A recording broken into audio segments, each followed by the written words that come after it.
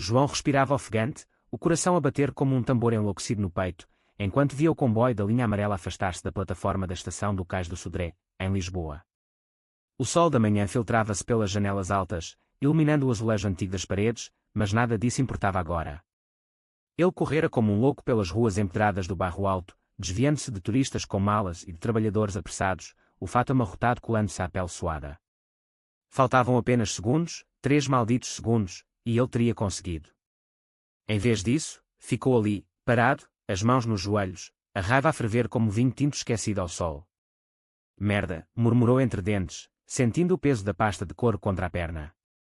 Era consultor sénior numa firma de advogados no Chiado, daqueles que lidam com fusões milionárias e contratos que podiam fazer ou desfazer fortunas.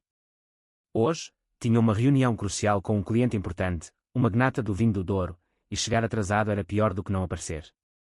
Mas o que ele não sabia ainda era que aquele comboio perdido seria o gatilho para algo muito mais sombrio, uma traição que o consumiria por dentro.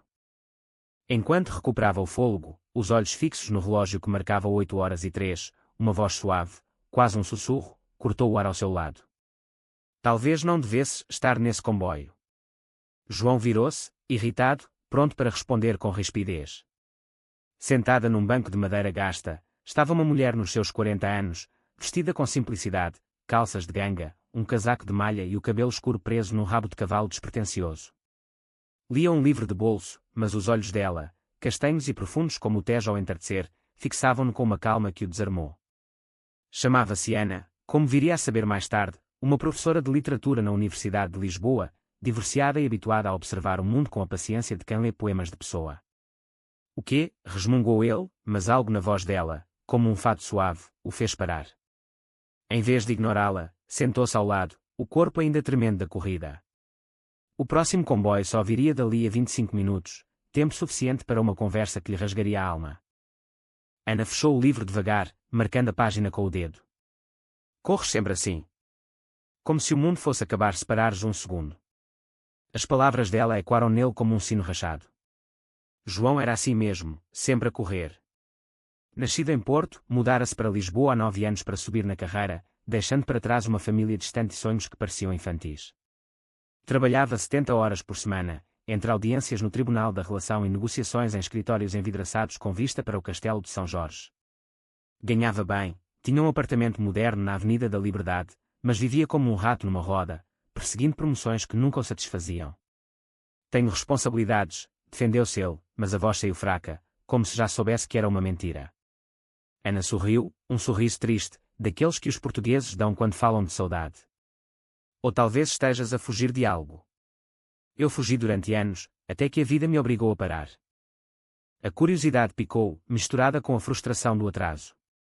Ele puxou o telemóvel, pronto para enviar uma mensagem ao chefe, atraso no comboio, chego em 20 minutos, mas hesitou. Fugir de quê? Perguntou, os olhos fixos no ecrã que piscava com notificações de e-mails urgentes. Ana inclinou-se ligeiramente para a frente, a voz baixando como se partilhasse um segredo proibido. De mim mesma. Do silêncio que me aterrorizava.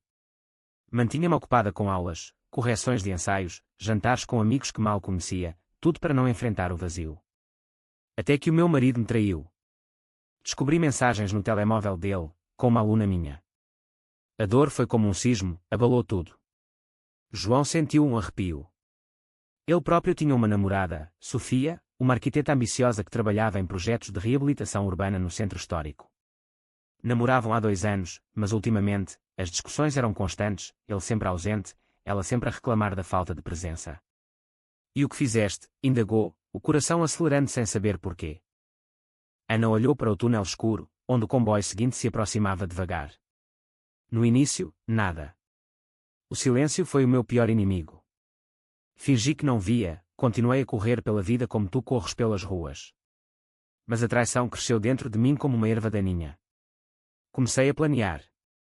Não uma vingança barulhenta, como nos filmes, algo sutil, que o fizesse sofrer no silêncio que ele me impusera. As palavras dela dardejaram nele, despertando memórias que ele enterrara. Há semanas, Sofia agia estranho, chamadas tardias, desculpas vagas para noites fora. Ele atribuíra ao stress do trabalho dela, mas agora, ali na plataforma, com o sol a bater nos azulejos e o cheiro a pastel de nata vindo de uma pastelaria próxima, uma dúvida instalou-se como uma névoa do Atlântico. Como se vinga alguém assim, murmurou ele, mais para si mesmo. Ana respondeu com uma intensidade que o fez recuar: começas por parar. Olhas para a tua vida e vês as rachas. Depois, usas o silêncio contra eles. Deixas que a ausência os devore. O comboio chegou, as portas abrindo-se com um sibilo mecânico. João levantou-se por instinto, mas Ana tocou-lhe no braço. Podes apanhar este e continuar a correr, ou podes ficar e enfrentar o que te persegue. Ele hesitou, o corpo tenso como uma corda prestes a romper. Pensou em Sofia, nas noites em que chegava a casa e encontrava a dormir, o telemóvel escondido debaixo da almofada. Pensou no colega de firma, Miguel, que ultimamente o elogiava em demasia, mas que cobiçava o seu lugar na parceria. A traição não era só romântica, era profissional também. Miguel, o amigo de copos nas tabernas do Bairro Alto, que partilhava segredos de clientes. E se? O comboio partiu sem ele. João sentou-se de novo, o peito apertado. Conta-me mais, pediu, a voz rouca. Ana continuou, a voz agora um fio de tensão acumulada. Eu parei. Depois do divórcio, que correu nos tribunais de família em Lisboa, lento, burocrático, como tudo por cá, comecei a vingar-me. Não com gritos ou escândalos. Usei o silêncio. Ignorei-o em eventos sociais, onde ele aparecia com a nova amante. Deixei que os rumores crescessem sozinhos, como o mato nas colinas do Alentejo. Publiquei artigos académicos subtis, criticando o plágio que ele cometera no passado, sem o nomear diretamente. Ele perdeu credibilidade aos poucos, isolado no seu próprio mundo. Mas o preço? O preço foi alto. Perdi amigos que escolheram lados, dormi noites inteiras com o coração em chamas, questionando se a vingança valia a solidão. João ouvia, cada palavra como uma lâmina afiada. Ele próprio sentia agora a traição a pulsar. Lembrou-se de uma mensagem que vira por acaso no telemóvel de Sofia, de um encontro urgente com Miguel. Seria possível. O puzzle encaixava, as ausências dela, as promoções que ele perdia para o colega. A raiva cresceu devagar, como uma maré na praia da Costa da Caparica. E se eu descobrir que me traíram? Perguntou ele, os punhos cerrados. Ana fitou, os olhos flamejantes. Então, planeias. Mas lembra-te, a vingança não é doce como o arroz doce da avó. É amarga, como o café sem açúcar. Começas por recolher provas, no silêncio da noite. Depois, atuas. Mas cada passo custa um pedaço da tua alma. Eles falaram mais uma hora, ignorando comboios que vinham e iam. João contou-lhe de Sofia, das datas canceladas porque ele tinha de trabalhar, mas agora via que era ela quem o traía, talvez com Miguel, o traidor que sorria nas reuniões. A dor era física, como um murro no estômago. Quando Ana finalmente se foi, deixando-lhe o endereço de e-mail rabiscado num bilhete de comboio, ele ficou sozinho na plataforma, o sol agora alto no céu lisboeta. Naquele dia, João não foi ao escritório. Ligou ao chefe, voz firme apesar do tremor interior: preciso de um dia pessoal. Algo urgente. Em casa, vasculhou o apartamento, encontrando e-mails impressos. Sim, Sofia e Miguel, planeando encontros em hotéis discretos no Restelo. A traição explodiu como uma bomba, não só amorosa, mas profissional. Miguel usara informações que João partilhara para sabotar o seu projeto com o cliente do Douro, garantindo a promoção para si. O silêncio que Ana descrevera tornou-se a arma dele. João planeou meticulosamente, como um xadrezista num café da Baixa. Primeiro, reuniu provas, gravações de conversas, e-mails hackeados com a ajuda de um amigo informático, tudo legalmente cinzento, mas em Portugal, onde a justiça é lenta, a vingança pessoal floresce no escuro. Meses passaram em tensão sufocante. João fingiu normalidade, sorrindo para Sofia nos jantares românticos que agora marcava, mas por dentro, o ódio fervia. Enviou anonimamente as provas ao conselho da firma, expondo o plágio de Miguel em contratos antigos, algo que o faria cair em desgraça. Para Sofia, usou o silêncio, afastou-se devagar, deixando-a sozinha com as dúvidas, até que ela confessou, chorando, numa noite chuvosa no mirador de São Pedro de Alcântara. Foi um erro, disse ela, mas as palavras soaram ocas. João terminou tudo, sem gritos, só com um adeus frio que a deixou destruída. Miguel perdeu o emprego, processado por violação de confidencialidade, arrastado pelos tribunais portugueses que moem devagar mas fino.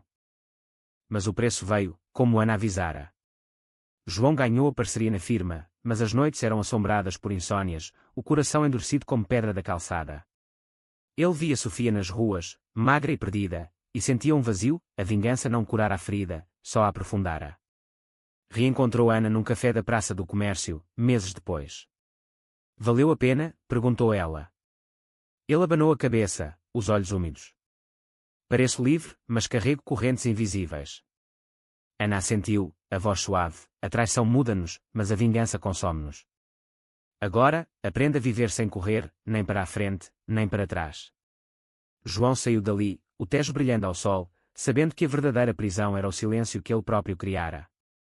A vida continuaria, mas com cicatrizes que o sol de Lisboa nunca apagaria.